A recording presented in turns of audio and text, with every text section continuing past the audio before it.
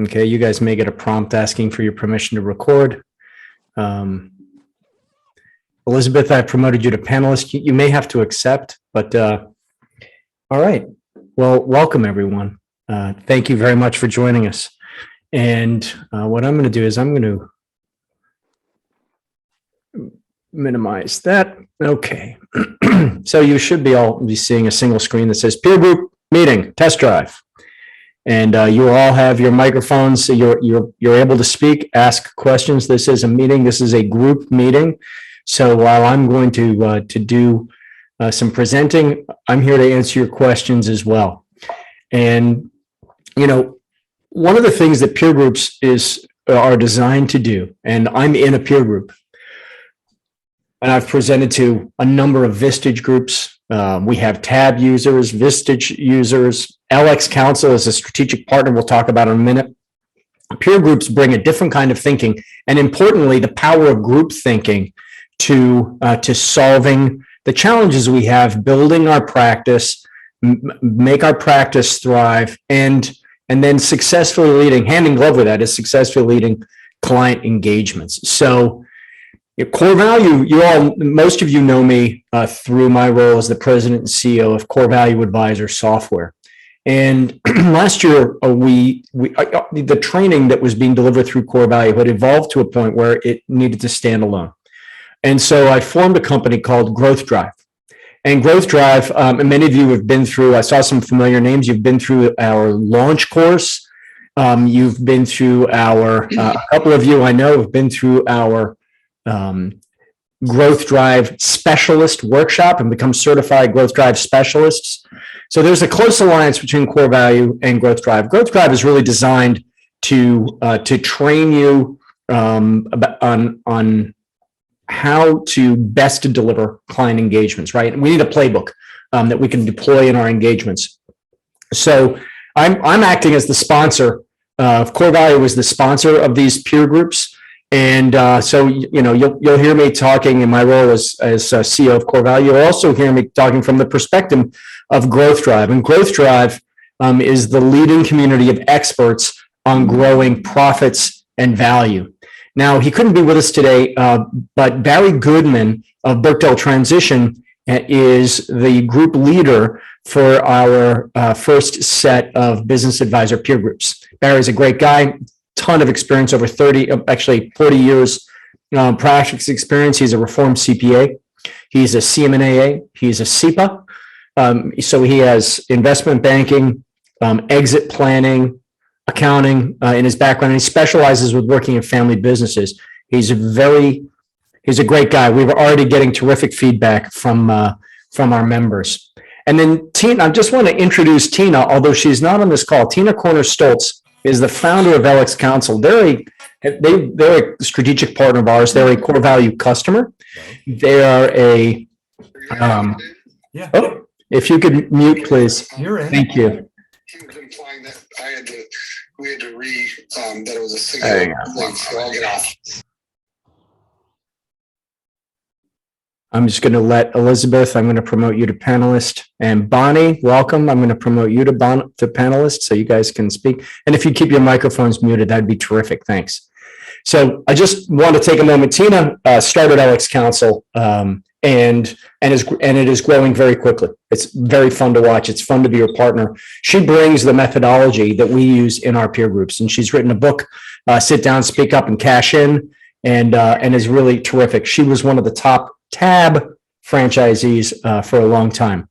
So the alliance between the companies, we have CoreValue as a sponsor, we have Growth Drive as the host, and we have LX Council bringing the methodology to the table. And we want to make sure that our commitment, as it has always been, is to make sure that you get a significant return on investment or return on involvement from participating in this case, in the business advisor peer group. And the initial, I'll show you some of the initial feedback that we've had. It's been fantastic. So guys, you know, we have a fairly tight group.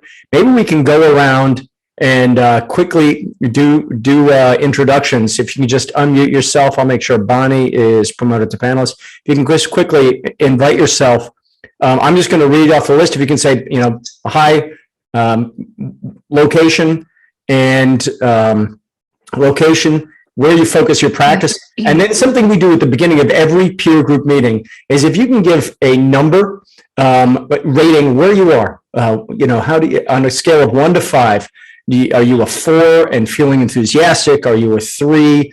I see you out there, Steve Duke. Are you a 3? And where are you on a scale of 1 to 5? And one word that would define where you are today. So I'll start with you, Larry. Go ahead and unmute yourself.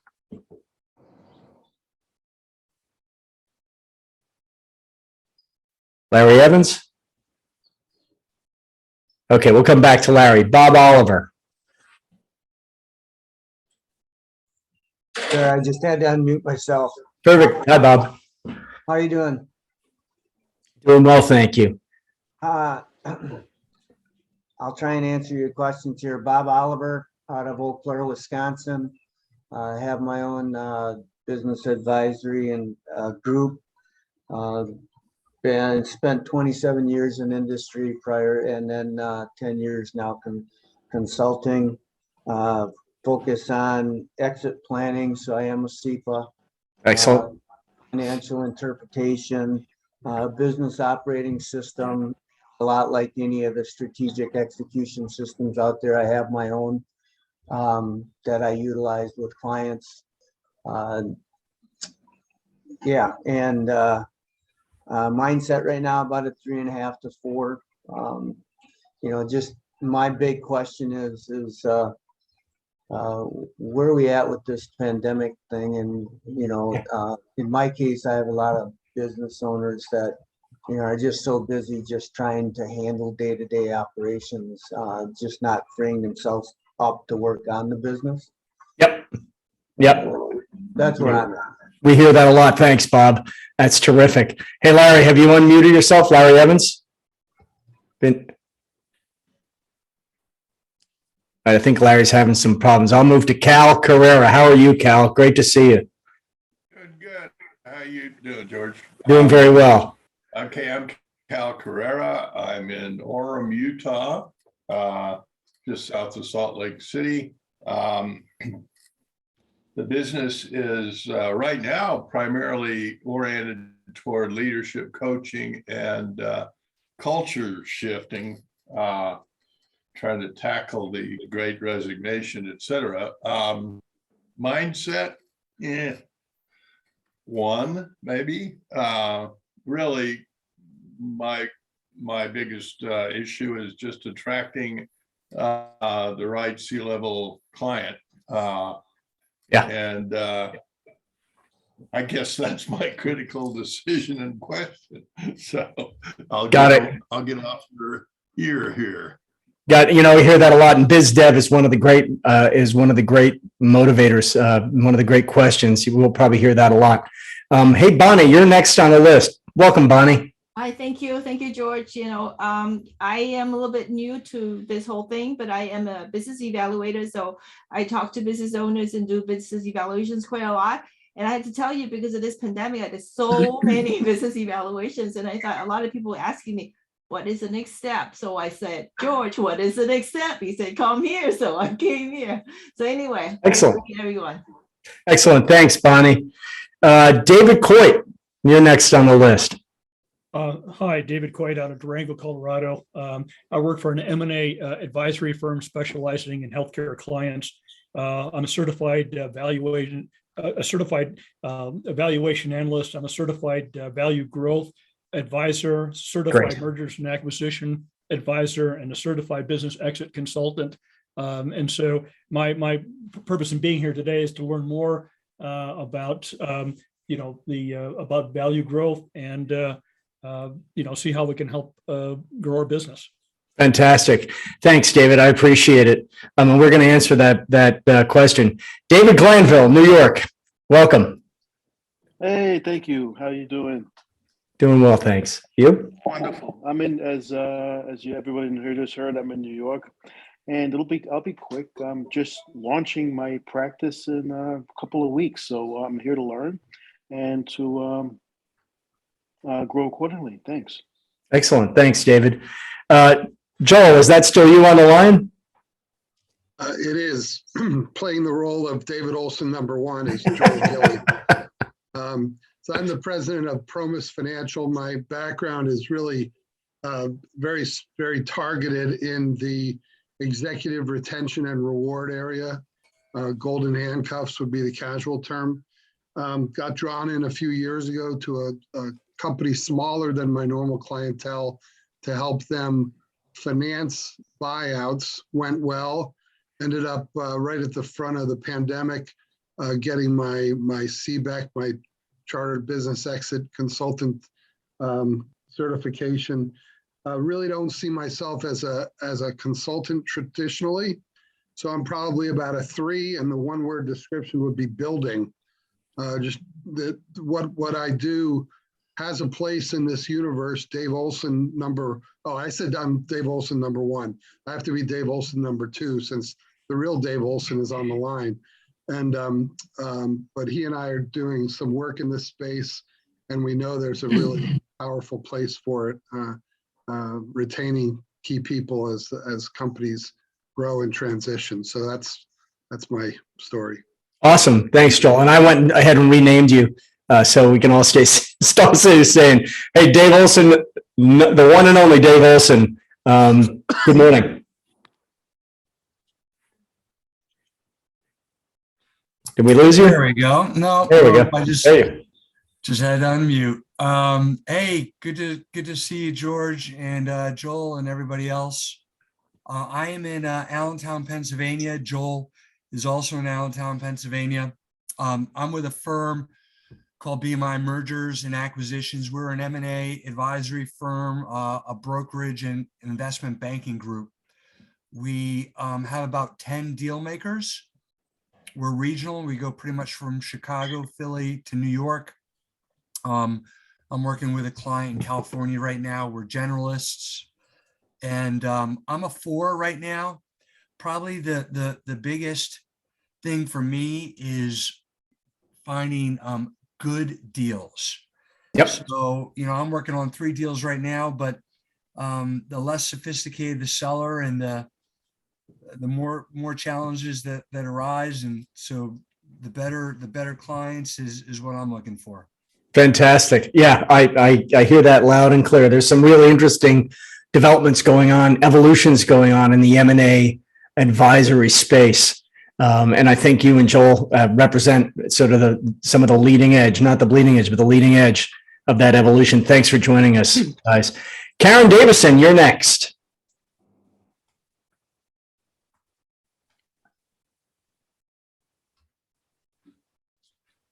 Okay, Karen's taking a second to unmute.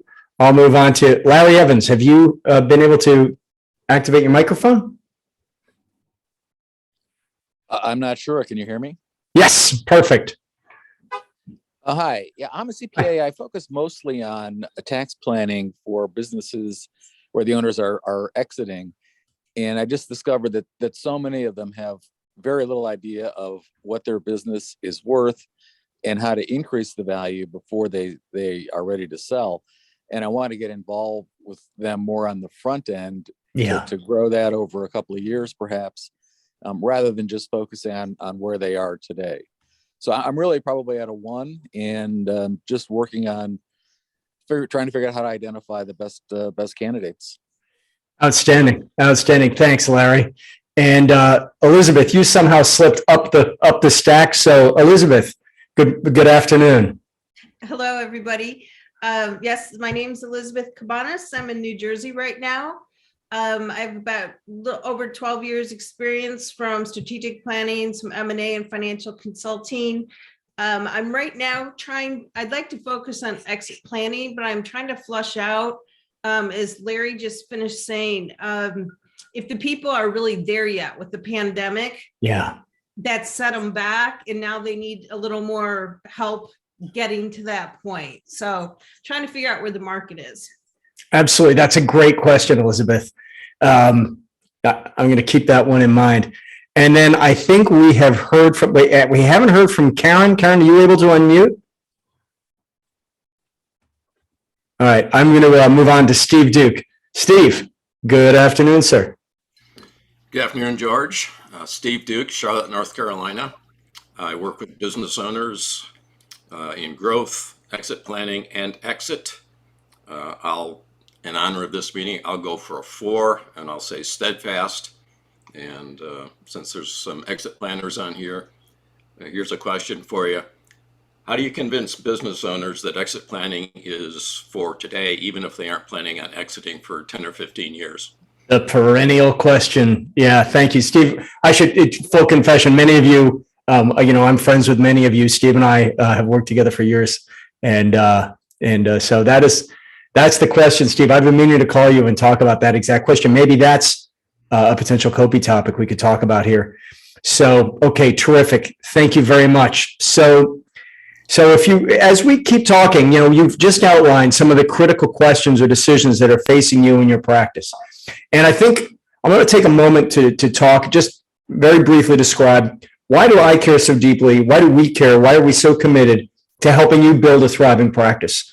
And it's because we believe that private businesses are the engines of our economy. They are the engines for the pursuit of happiness. And those businesses need to be immortal, meaning they need to transcend the life, the career of their founder or their current ownership. And to do that, since so many businesses fail at transition, right? 19 out of 20, those of you who are in M&A know, you get a lot of messes come across your desk. How do we redesign businesses so that they can successfully approach one of the 6 exit paths and maintain the jobs, continue to grow on to be greater companies? And that happens when we connect them with expertise. That means you, and potentially with capital, okay? Capital, whether it's you helping them generate organic capital internally or you guiding them as they access debt and equity potentially out in the world, okay? And those of you who have heard me speak, you know that this gets me out of bed every morning, and we are deeply committed to helping you be successful because it is good, it's so good downstream for the communities in which we live. Now, why peer groups? All right. The future of your firm and the future of your clients, and I know you each take the well-being and the financial health, the professional health, and the personal health of your clients very seriously. It's too valuable to not invest in it. And when we invest, we have a limited number of resources, right? There are limited hours in the year. There are limited dollars in every budget. How do we apply that investment in a judicious way that is going to get an outsized return? How do we do it in a way that helps us reduce stress, that brings more certainty to our practice, that helps us avoid, with the wisdom of a group, right? The wisdom of a group, avoid mistakes and stay high energy, remain accountable to ourselves, to our practice, to our clients, and participate in the democratization of knowledge in a group. And I cannot overstate, and I'll tell a story in a sec, how much the group meets all of these high bars, okay? In your group, you will very quickly, when you join the group, you'll very quickly discover that you are not alone, that many of the challenges, many of the things that are keeping you up at night or that are bedeviling you inside a client engagement have actually been dealt with before by one or more of the other senior professionals around the table. Everyone in the group is vetted, right? These are people like you who have experience, drive, they're lifelong learners, okay? So what we solve are a couple of issues. The peer group has helped me. Maybe this is a good time. When I started Growth Drive, I was deeply concerned that having CoreValue, the software company, the SaaS company, and Growth Drive, the training company, the community, would become confusing. And I know that we have created some confusion in the market, and we work every day to make sure that we shine a light through that confusion. But I put that problem to my peer group, my LX Council peer group, and within the time it took to process that question, so let's call it half an hour, 45 minutes, several things happened. I got a lot of great ideas. I got some feedback, some very constructive feedback. I was called, I had it's one of my answers, I got called out on, as is right, right? And the light bulb went off. I'm like, oh my gosh, even though none of these people run a company like mine, I am not alone.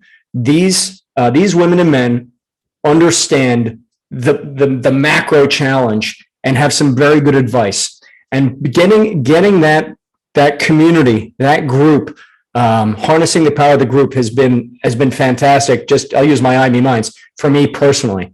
It's an outlet in which I can discuss inside a circle. You will be able to discuss things under NDA with, by the way, no one in the group. These are non-competing people. So let's say we have two M&A advisors. They won't be in the same market. You get the picture. Non-competing, real feedback, zero BS from a place of vulnerability and trust. Okay. And it brings diversity of thinking to the table. It democratizes different ideas. So, for example, imagine if you're an M&A advisor, David Olson. You're an M&A advisor, and you are working with a client, and you're trying to get them from their status quo, where they are today, to ready to go to market. Fantastic.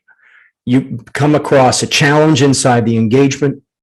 How great would it be if you could sit down with a CPA, another M&A advisor, an exit planner, a management consultant, a business coach, a fractional CFO, Cal, I'm talking to you. And you have all of those perspectives around the table, helping you unknot this challenge and come up with a clear path forward, okay? And the same group is going to hold you accountable when you say, okay, well, then I think I'm going to blank. They're going to hold you accountable, ask you how it worked, and you can fine tune, right? If the answer wasn't you fine tune, do some course adjustments. It helps you grow personally. It helps you grow professionally. And it is really this trusted, unbiased perspective is one of the key values of being in a group. All right. And it starts from the first meeting. So if you think about, and many of you, I hope, saw the email that I sent out just a short while ago. If you think about the number one bottleneck to growing your practice, okay, what is it? Well, we mentioned Biz Dev earlier. Is there something in your practice that needs a game-changing idea? What's the biggest hope for the future? Where does we ask our clients this question, but often we don't ask ourselves, where am I trying to take this? What does this look like for me in 5 years, in 10 years? All right. What am I doing in my practice that I wish I were not doing? And I hear this from tax accountants, tax advisors a lot. There are things in my practice that I don't want to be doing anymore. Maybe it's the size of the clients with whom you work, or, what have you. So how do we answer these questions, not all at one shot, but over time, right? That's the other power of the group, is that it is a standing group that meets together every month, and we can answer these over time. I will tell you that regardless of whether I present a challenge, opportunity, problem, or idea or not in a group meeting, and you will find this. I mean, those of you who have been in a group before have probably seen this. You will always have at least one pearl of wisdom that you will have jotted down, that you're saying, man, that is something I need to keep in mind. I need to apply to my practice, and I need to not do whatever, okay? And it will help you build a thriving consulting business, because hand in glove with business development, winning new engagements, building a business that is growing sustainably. We do that by solving our clients' problems, right? By running engagements smoothly. Hand in glove. Those are the two things that we believe are going to be discussed the most in the groups. That is what we've seen to date. However, and no topic is off limits, right? So I asked each of you to write down just a one sentence, some problem, challenge, opportunity, idea that you have. A fear, a hope, some game-changing idea. What do you have that you're hoping to have solved? And And what we're going to do as you bring those to mind, what I'd love you to do is just to take a sec. Can you jot them down? If you're willing, jot them down in the chat. And then we'll pick one and just then discuss it as a group. Because while you're jotting those down, we're going to do what's called processing a copy. All right. And a copy is an acronym for challenge, opportunity, problem, idea. And what we do in every meeting, there's a standing agenda, which we'll review in a couple of seconds. You describe the situation succinctly. Here's where we are. You explain why it's important. Maybe what you've tried in the past that isn't working and what you're hoping the outcome will be. And the way we process a copy is you state the copy topic, and then the group asks you questions. All right. Your fellow senior pros are going to ask you questions. Now, why do we do that? We do that to make sure that we're answering, that we're not jumping in with the, oh yeah, I've seen that before, I know how to do that, right? Which we all have a lot of experience, right? Most of us, I think on average, 30 plus years. We want to ask questions and go around the room so that everyone in the group asks a question that is, hey, don't be shy, guys. I only see one copy in the chat. 2, there we go. That's more like it. We want to make sure that we're answering the right questions. So if you say, hey, I want to, I'm concerned that I might be causing confusion in the market and actually driving people away or causing people to sit back and say, huh, what's he talking about? You know, I got hit with a bunch of questions that really helped clarify what the real challenge was. And we won't go into that in detail, but the questions help you define the real problem, and hand in glove with that, it ensures that your fellow senior pros, your partners in the group, are answering the correct question. Okay. And it's a terrific process. So we're going to state the copy, ask questions, and then have you restate the question. So you have a chance to say, you know, now that I've thought about it, the question is actually slightly different. The challenge is slightly different. And then people will suggest answers, ideas, remedies, things that you can do, things you can apply immediately. Okay. Because if you think about a group of 10 or 12 people, we are talking about 3 centuries of experience sitting around the table. How many cases, how many stories, anecdotes, wins, losses are sitting around the table and are at your disposal as we tap into them. Okay. So let's go ahead and do that. Let's process a copy. I'm going to jump into the chat here and see. So here's some of the questions. Cal Carrera, how do I increase my brand recognition? Do I ride with the CoreValue brand? Do I build my own? Great questions. Steve Duke asked, how do I message business owners so they understand exit planning is appropriate anytime, at least the way you do it? And you do, Steve. You know, that word exit, it's the agony and the ecstasy, right? Bob Oliver, how do I expand my client base? Elizabeth Cabanas, is the small business market ready or thinking about exit strategies right now? Or because of the pandemic, do they need much more help to get them financially, emotionally ready to sell? That is a fantastic question. We could spend the whole afternoon talking about that. I think, guys, would it be okay with you if we focus in? I see a little exit planning. I have a couple of exit planning questions here. Maybe we should talk about Elizabeth. Could I pick on you? Would you be willing to discuss your question? And let's distill it down to this first clause. Is the small business market ready or thinking about exit strategies right now? And if I don't have your question right, please let me know. Elizabeth, would that be okay? No, that'd be terrific. Thank you. Excellent. So could you just restate the question so that the group is very clear on it?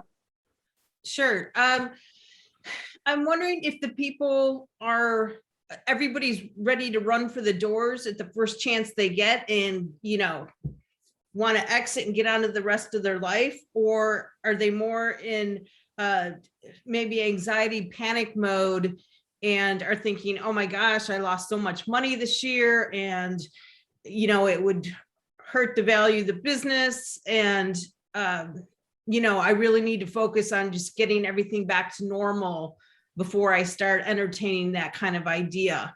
And you can see how the emotional part would get in there as well. They could just be, upset, thrown off their game, all that kind of thing. So I was just wondering what other people are experiencing or seeing. Yeah, and actually, as you were putting a question out, Joel Gilly asked a question about the, how does he expand the exit universe? That's a terrific question, Elizabeth. So everyone around the table, we're in a group. This is a test drive meeting.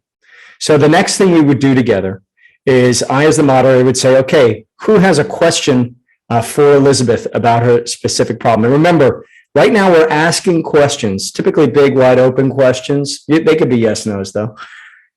We're asking her questions before, let's hold off on giving her advice until after we've gone through a round of questions. So who has a question for Elizabeth? Go ahead and unmute yourself and have at it.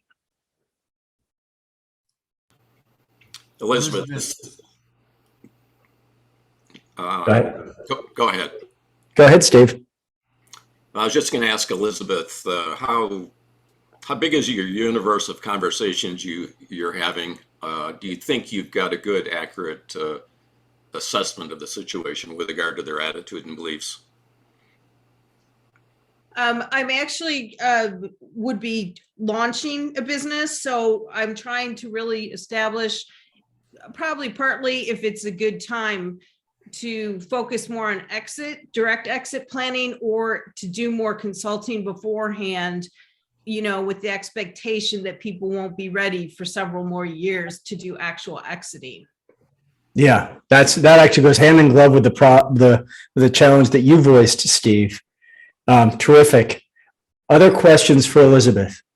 Sure, this is Bob Oliver. Elizabeth, what kind of information have you researched and looked at, and what are you conveying to potential clients of information that's out there? I'm probably reading more just general knowledge of everything, keeping with the financial trade newspapers and magazines, and just getting the sentiment of local people in my area. And that was another question I didn't get into, but I'm wondering if some areas, states, for example, in the US are a little more open to exiting, or if some areas have had more challenges. I noticed people are from a number of different states, so maybe people would have some insight into that as well. Secondary question then is, what are you doing to test your hypothesis? So it's my understanding your hypothesis is that you want to know if this is a good time to launch a practice in exit planning. So what are you doing to test that hypothesis?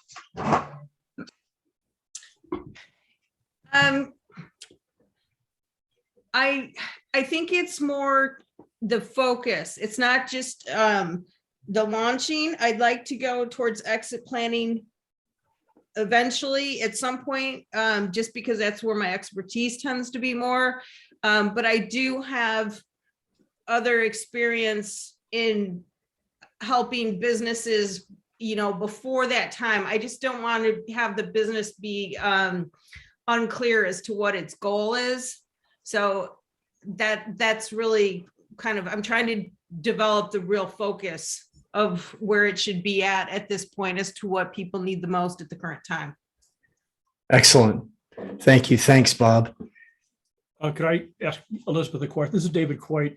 Please, David. What industries or market segments are you focusing on, if any? I don't have a particular focus on industry right now. In the past, I am one of those unusual people. I was always a generalist, which has become persona non grata in recent years. Everyone seems to specialize. I don't know if I would continue doing that or naturally develop into an industry specialty, though. Well, and the reason I ask that is I think COVID has impacted industries differently. That's a very good point. Yeah, I think it's a great question. Thank you. Other questions for Elizabeth?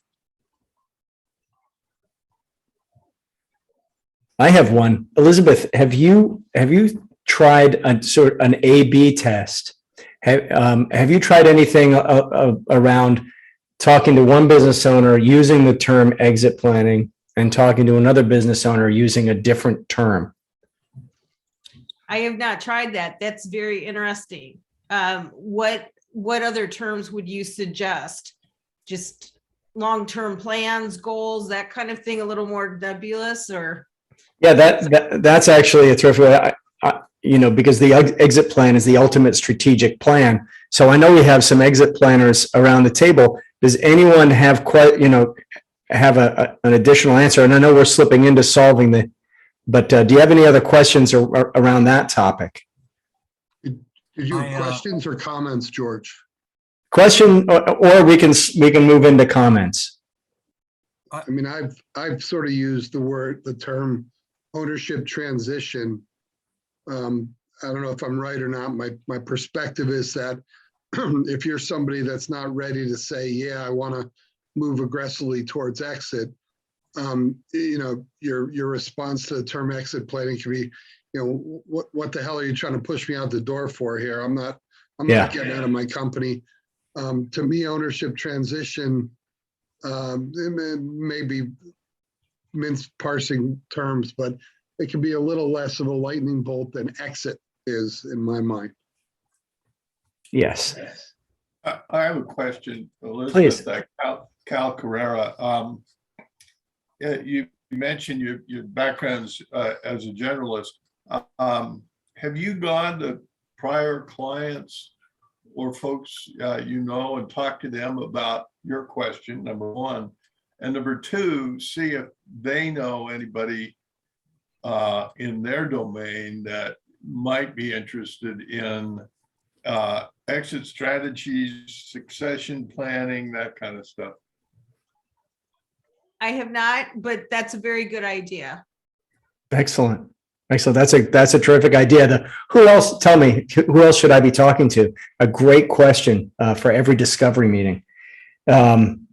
Okay, so we've now gone around and we've asked a series of questions. So what I'm now going to do is ask Elizabeth if you could restate, given the questions that we've asked, if you can just restate your copy topic, and then we're going to give you some our feedback as a group. Sure. So I guess the question is really, are business owners ready to sell or exit, transition to new parts of their life, or if they're still needing more guidance at this juncture? And I think really the solution is more, it's to really get down out there in the trenches and really ask some people specifically. And I suppose different people will have different reactions. Like I said, some people, if they're a little bit older, they might absolutely just be, okay, I am so over this. Get me out of this now as fast as possible. And others will be more, let me regroup first and then go from there. Terrific. I think I can see your brain starting to work on this.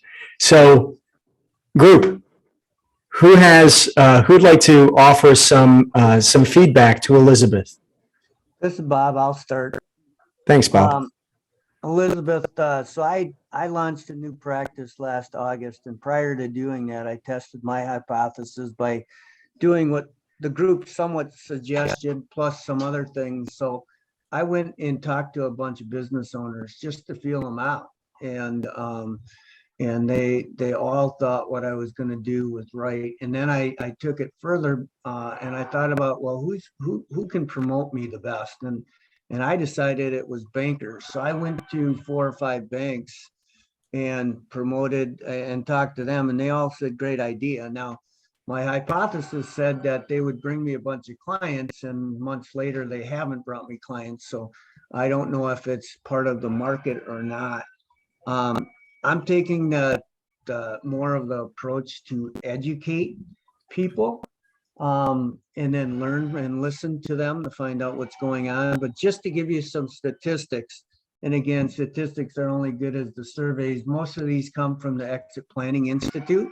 Uh-huh. Right now, there's about 4 million businesses that need to transition in the next 10 years. Of those, 63% are held by baby boomers between the ages of 58 and 76. And the biggest one with that is historically, according to the surveys by the Exit Planning Institute, only 20 to 30% of those businesses truly transition. The Yeah. rest close the doors and walk away, right? So it's definitely seems to be a tidal wave, an opportunity to help people exit. But I agree with you that it's right now, it's especially coming out of the pandemic. I have one client right now that I'm working with. He's trying to go through an M&A firm for about a $6 million business. And through some educational seminars I did that he attended, he realized that maybe he needed a secondary approach to it. So for me, it's been trying to do it with education right now. I don't know if that's the right approach, but that, you know, that's what I'm attempting in my practice. That's terrific. Thank you, Bob. Thanks a lot. There's a lot of wisdom in what you just said, especially the concept of education, educating the client before we start talking to them about using the word exit can be very, very helpful. Who else has some feedback for Elizabeth? If I could jump in, this is David. Please, David. So we just came off the busiest year we've ever had since our business started 10 years ago in M&A work. And the number one reason people are selling is they're aging out, right? And so this is a very robust. Could you repeat that? The number one reason was, what was it? They're aging out. Yeah. And there's so much liquidity in the market. It's incredible. Money chasing deals all over the place. We see PE groups moving down market to small companies at, $5 million valuation. So it's incredible how much market demand there is for small businesses. So this is the problem is that all too often these business owners come to market without really planning for it. And so they wake up one day and say, I'm done, and they call us up and say, I want to sell my business. How soon can you sell it? And they also have valuation expectations that are beyond the market. Right. So they think their business is worth a lot more than everyone else does. And we have to try to, talk them off that ledge. But, if they plan for their exit, if they spend a couple of years trying to clean up their balance sheet and their income statement, trying to clean up their operations, trying to push down some of the responsibilities to other people in the shop, things that they could do to increase the value of the business and decrease their value in the business, the more they're going to get for it. And so, again, people who don't plan end up not necessarily where they want to be. Yeah, that's absolutely right. That's a great answer, David. It sounds like would I be correct in summarizing what you just said as if we can get them to understand what'll be involved when they decide to sell their business tomorrow, next year, 5 years, then they can start doing the work that'll help them be successful and perhaps maximize value? Yes, exactly. And one of the comments that I put in I wrote is that oftentimes business owners try to decrease their tax liabilities rather than maximize the value of their business. Yes, yep. And that might be, by the way, Elizabeth, that might be a hook for starting. How do we successfully start the conversation? And we have to intrigue the business owner, right? Anyone else have some ideas? We'll take another couple of minutes. Feedback for Elizabeth. George, I'll just comment on that. The fact is that there's nobody really guiding, or I shouldn't say nobody. I think there's a great opportunity to guide these businesses to truly exit plan. So this one client that I was telling you about, who's working with a very large M&A firm, who put a really nice package together. He showed it to me. Isn't following kind of what the M&A firm, the M&A firm was kind of, get in there and give you some ideas and then try and go sell your business for you, but they didn't do the follow-up work. So I'm coming in behind, helping them truly do exit planning. I mean, this company is by no means ready to sell and by no means maximizing their value. So after I get through the first phase, I'll be going into the second phase of action and help them increase their value. But I wholeheartedly agree that what's happening is people want to sell, but they either want to sell immediately. I had 2 people come to me, wanted to sell in 3 months. I said, well, good luck. I can't do anything. Sorry to laugh. Yeah. I know it's true, and we've all heard it, right? Yeah. So it's just a matter of they really need the help. They don't understand they need the help. And that's why I think the education approach is one of the better approaches. And I may be wrong about that, but at least that's what I'm trying. Yeah, Bob, I'm going to comment that the data's in. Educating clients about how to get from where they are today to where they want to be tomorrow has a proven track record of success. And Elizabeth, if I can add my 2 cents worth, if you think about what do we stare at the ceiling about at night? It's the same things we worry about in our practices. It's maintaining cash flow, growing positive cash flow, making sure that that our profits aren't caught in the balance sheet, that we have a business with predictable cash flow that can show sustainable growth. Because if we can start a conversation about those 2 things, do you think that would help a business owner understand, one, that maybe where they're playing today isn't top of the charts and that they can get there, right? With your help, you're an expert at getting them there. And 2, that maybe they could have a business that's easier to run. So even if they're not ready to exit, they'll have a business that is actually more fulfilling. Let's get this business back to being fun to run. Does any of that resonate, Elizabeth? No, that's exactly what I was thinking, is kind of a sales pitch, or the hook, as you say, is even if you're not ready, let's just get it cleaned up, leaned up. So Yes. It's easier for you to run. And then also by the time you would get to exit planning, you'd already know what to expect. You've already done the bulk of the work, and the exit planning would basically be relatively easy compared to trying to do it right now. Well, that's absolutely right. And those of you who have exit planning clients, those of you who have had a lot of experience in the exit planning world know that, as John Leonetti says, most people who get an exit plan haven't exited their business, right? It's a discipline that's been around for about a decade, but most of the businesses that got involved in exit planning have ended up staying because their business gets easier to run. They have a clear vision of the future. They understand where their business's strategic plan and their personal wealth plan meet on the horizon.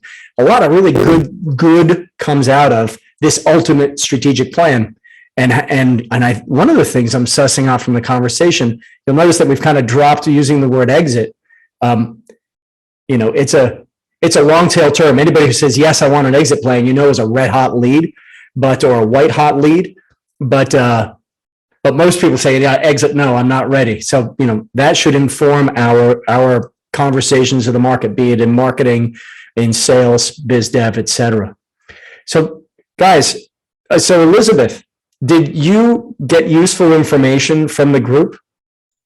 Yes, no, there was definitely some terrific ideas in there, and it's helping me focus more on where I should head forward. I'd love to hear that. Thank you. Yeah, thank you. Thank you. So, I would ask, what did we learn? What are our insights? What do we each, my guess is that each of you here has some topic that is actually, going to be useful to you going forward. And this is based on really on a 20-minute conversation. So imagine if we had a 2.5 hour meeting and had even more robust discussion about this topic and possibly a second topic, what you would come away with. And it's, great for testing our hypotheses, right? Because what would happen is next month, so we're going to say, Elizabeth, what are you going to do about it? How are you going to use this information, the time that we've all invested in helping you with this topic? And you're going to tell us. And then next month, when we get together, we're going to say, hey, how did that go? In a supportive way, right? How did that go? Were you able to put those ideas into action? Do you have any preliminary feedback? Do you think that's the right direction?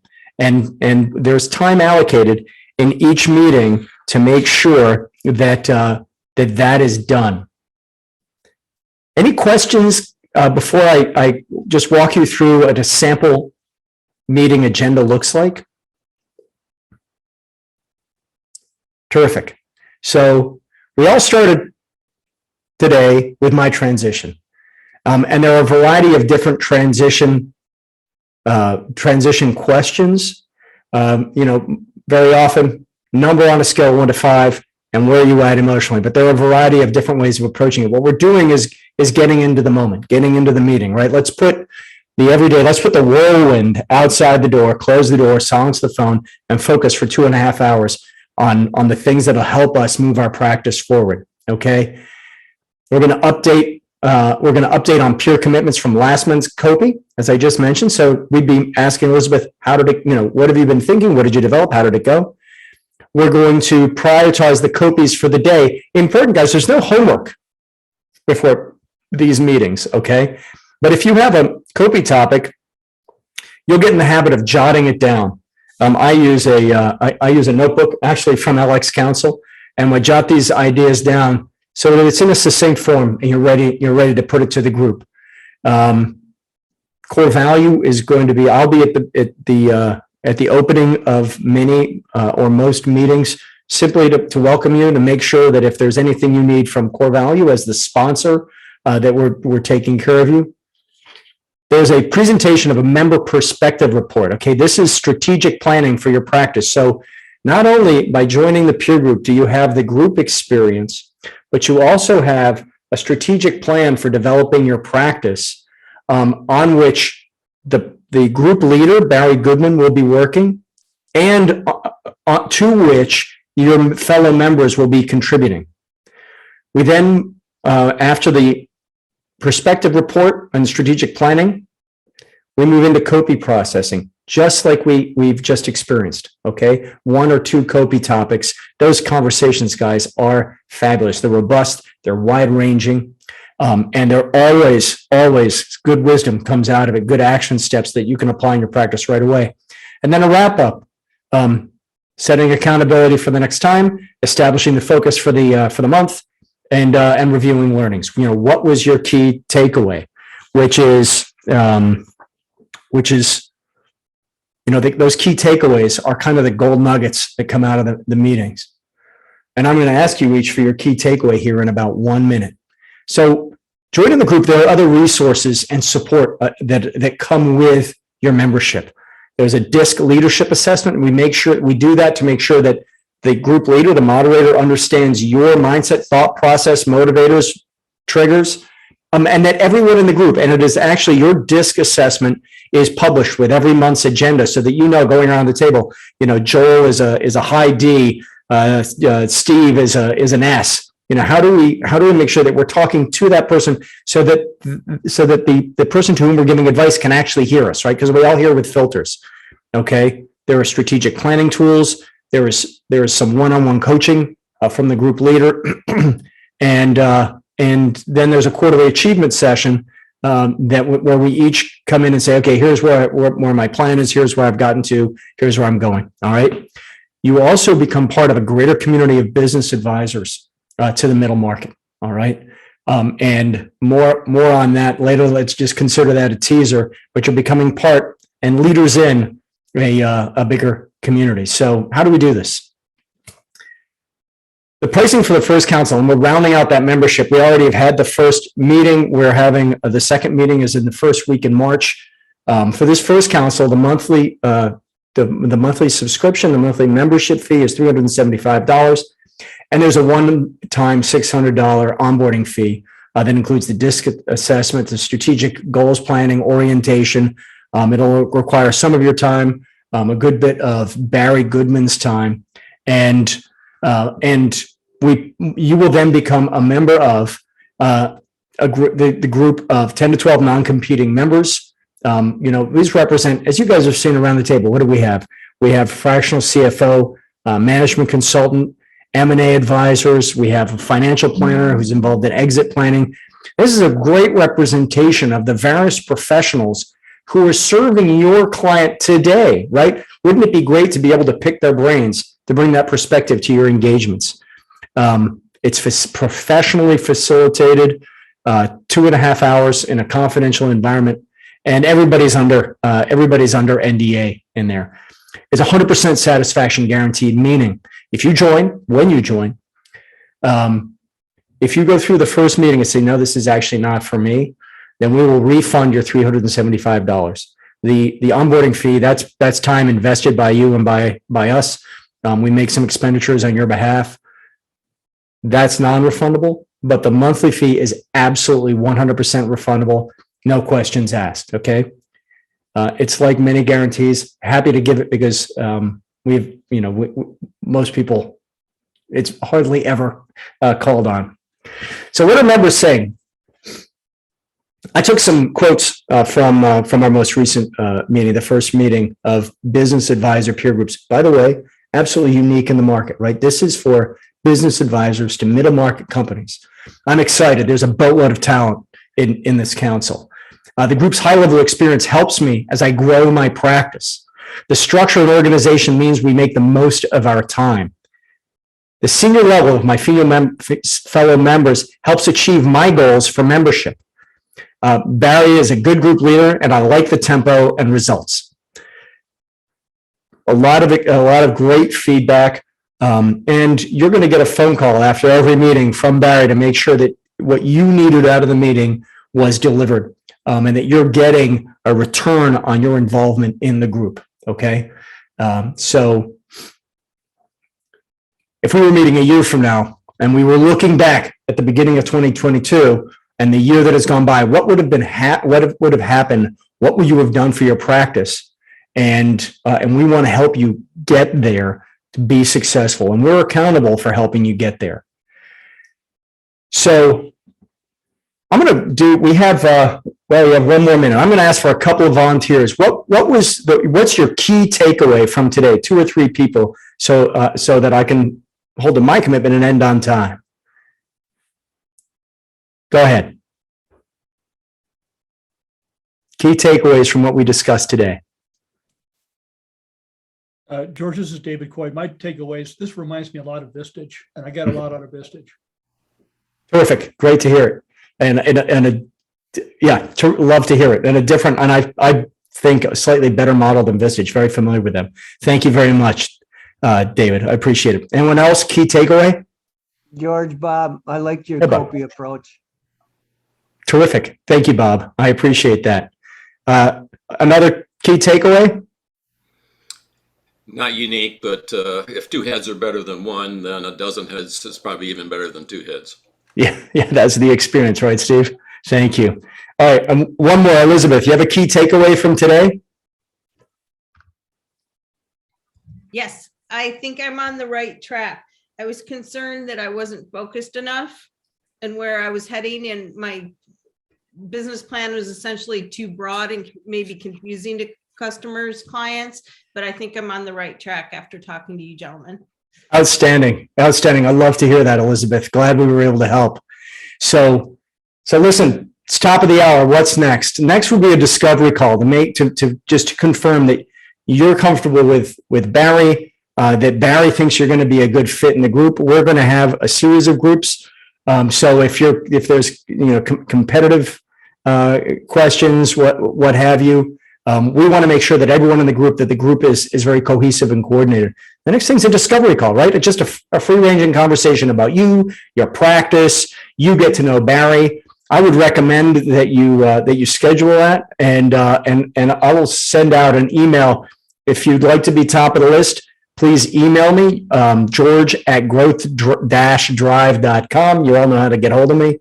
And I really love, everyone on this call contributed, right? Everyone on this call would get a value from being in the group. I believe that deeply. So the next step is to schedule a discovery call, and then you can make an informed decision about whether or not the group is for you. So with that, I'm going to say thank you very, very much. This was a ton of fun and very valuable. I learned things, so I appreciate it. And I will look forward to speaking with each of you very soon. Thank you very much. And I hope you have a great day. I'll be sending out this recording, by the way. Thanks. Thank you, Thanks, George. George. Thanks, everyone. Be well.